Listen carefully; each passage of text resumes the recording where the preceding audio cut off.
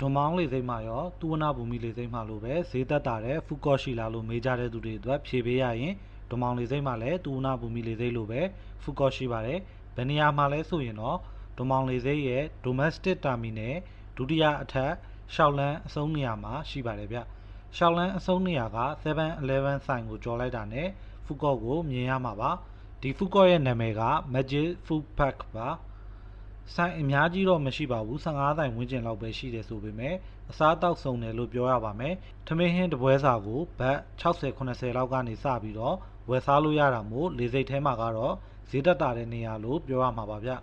လေစိတ်ထဲကတခြားဆိုင်တွေ immigration ဖြတ်ပြီးတဲ့အခါတွေ့ရမယ့်ဆိုင်တွေကတော့တိကျတဲ့အတိုင်းအစမတန်ဈေးကြီးတာမို့ဒွန်မောင်းလေစိတ်ထဲမှာလေရင်စီးပစ်တယ်ဆိုရင်ထွေတာကျင်တဲ့သူတွေအတွက်ဒီဖူကော့ကအဆင်ပြေတဲ့နေရာအဖြစ်ညွှန်ပေးခြင်းပါတယ်ဒွန်မောင်းမှာကအခု Magic Food Park နာမည်နဲ့ပဲနောက်ထပ်ဖူကော့တစ်ခုရှိပါသေးတယ်ကျွန်တော်ဗီဒီယိုတော့ရိုက်မထားရတာမို့နေရာလေးကိုပဲအခုဗီဒီယိုထဲမှာညွှန်ပေးပါမယ်နောက်ထပ်ဖူကော့နေရာက